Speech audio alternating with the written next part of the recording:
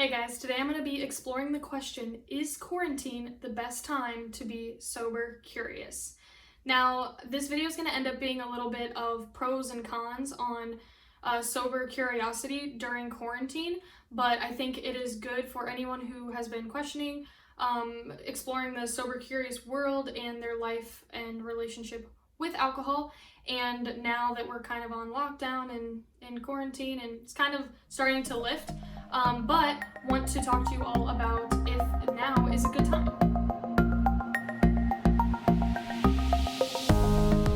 Welcome back to the Let It Begin with Carly YouTube channel. I'm Carly Montgomery and I teach people how to let life begin with themselves, and specifically their relationships with alcohol. Today I am exploring the question, is quarantine the best time to explore being sober curious? And the answer is both a yes and no. Of course, that's always the answer, because the answer really lies within each of you, and wherever each of you are at in your own lives, on your own journeys within your lives, and also on your own quest within the sober curious world, and deciding if now is a good time to start or not. The first blanket statement that I want to make is it's always a good time to explore the world of sober curiosity. However, we definitely want to set ourselves up to be successful, because it can be really discouraging if we try to attempt something and we're not yet ready. So I would first and foremost say to definitely listen to what your own heart is telling you about whether or not exploring sober curiosity right now is in your own best interest, both mentally and physically and spiritually, if it's in alignment with what your soul is asking you to do right now. Now, beyond that a little bit, I want to talk about what I've seen as quarantine has played out with my friends and other people that I speak with in the recovery and sober curious community. So the first thing I want to mention is that I've seen more relapses during quarantine than I have in previous times, anecdotally, but also I've seen a lot of articles and statistics around the relapse rate right now, and it's really sad, really staggering. Personally, I've known two people who have drank who have not been drinking. I don't want to put the term relapse on them or out there, because I have mixed feelings about the word relapse. We can talk about that in another video if you guys are interested. Let me know in the comments. But it's a reality that many people are facing. Many people who have been sober curious or have been abstaining from alcohol, who are in recovery, who have gone back to drinking or had a night of drinking since quarantine has happened. And I want to talk a little bit about why that happened and how that might influence your decision to start your sober curious journey while some of the limitations during quarantine are still in place. So one of the main reasons that people drink in the first place is because it does numb us emotionally, and it's a distraction. It's really is a physiological, mental distraction from whatever's going on in our lives, whether that's stressors or just to-do lists or the mundaneness that life can bring at times. Drinking numbs us from having to confront those feelings, confront those emotions. A lot of times you'll hear that by drinking you're able to suppress a lot of trauma, micro trauma, things like that. And there's a lot of ways people distract themselves, though, not just with alcohol. So people distract themselves with drugs, alcohol, food. There are eating addictions, also sex addictions. There are addictions to being distracted. I know I don't like to say that I was addicted to alcohol. I don't feel that that resonates with my truth and my situation. But I definitely was distracted, or I definitely was addicted to being distracted. Distracted by my phone, social media, distracted by work. I would say that I was a workaholic. Also distracted by other people. So I kept very, very busy.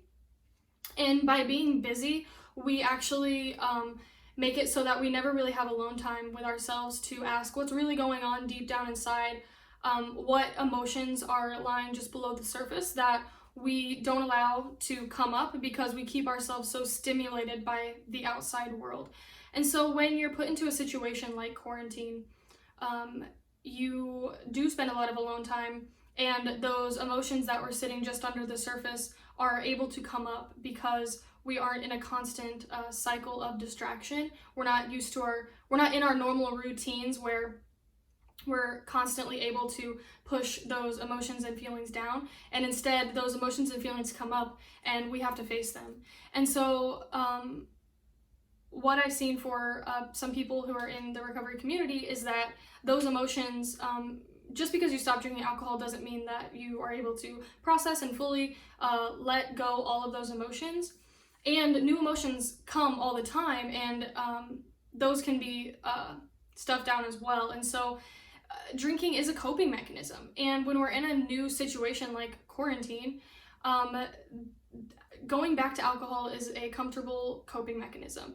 And so if you've been thinking about the sober curious movement and participating and trying alcohol-free life out for yourself, whether it be for 30 days, 90 days, 60 days, whatever, or forever, if you have concerns about your mental health during quarantine and how it's been so far, if it's been really hard so far mentally to stay motivated each day, to really stay in a good headspace, I don't want to say stay positive, because we can't all be positive at all times. We can't all be grateful at all times. But if you are really struggling, then releasing a coping mechanism like alcohol could make that even harder. Now, am I ever going to advocate that people continue to drink? No, not if it's detrimental to your health or detrimental to your mental health in any capacity. I'm not ever going to advocate,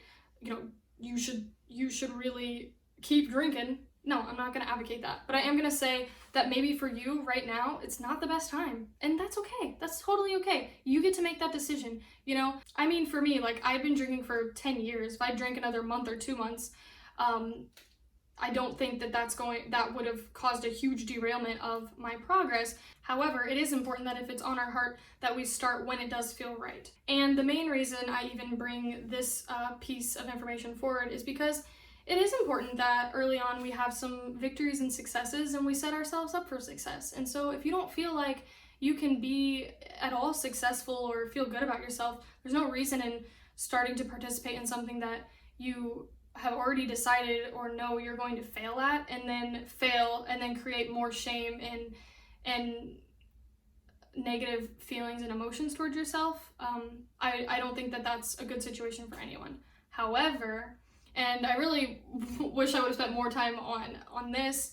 I don't know how much time I'll spend on this, but I actually think that quarantine is a great time for us younger people, millennials specifically, but for us to experiment with sober curious movement, because we aren't subject to the same social influences that we typically have on a day-to-day or week-to-week basis, where we get invited out for drinks, or friends are going out to the bars or happy hours at work.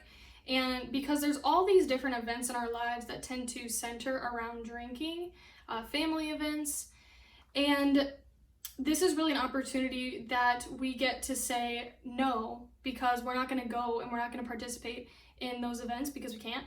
And now instead we get to use this time away from alcohol. This has been more challenging, I think, because so much of what I've seen on social media is about the quarantinis and drinking in quarantine. It actually made me really sad to see, because so often I do hear from people that the reason that they're having trouble stopping even though they want to is because of all the social interaction and things like that. And then when quarantine happened, some of those same people continue to drink by themselves or find virtual happy hours or other reasons to drink. And so I challenge you that if you've been saying to yourself, I want to stop drinking, but it's too hard because I'm afraid I'm going to lose friends, and there's too many social gatherings that involve alcohol. If you've continued drinking through quarantine, maybe it's time to put the onus on yourself and stop blaming the social events that are happening. Maybe this is the time, maybe this is a wake-up call for you to say, hey, I've been saying that all these social events are why it's been hard for me to stop drinking, and yet here I am finding more and more reasons to continue drinking when I haven't been to a social event in 2 months. Maybe this is a cue for you to be able to evaluate what's really going on here, and in a totally non-judgmental way, say, hey, I think, maybe there's more happening here under the surface, and maybe that's something that I can confront and think about. And ultimately, I think that quarantine is an opportunity for each of us. I think that quarantine came into all of our lives in order to teach us a lesson in some capacity or another, whether it's related to alcohol or not. For those who have had their relationship with alcohol on their hearts, on their minds, it's important to look at how quarantine impacts that, and whether during quarantine it is a good time for you or not so great time for you to begin that journey or fully commit to that journey of empowerment in evaluating your relationship with alcohol. So I hope that you guys enjoyed what I had to share today. It kind of ended up being a pros and cons, a little bit of a just spewing of what I've seen in quarantine, and how I think people could look at the situation and use it as an opportunity during their evaluation of whether or not alcohol should, or at what capacity alcohol could play a role in their lives. So I hope that you guys enjoyed. Let me know what you thought below in the comments. Also connect with me on Instagram at letitbeginwithcarly. My website is www.letitbeginwithcarly.com. And lastly, please subscribe to my YouTube channel. I would be eternally grateful. And with that, I hope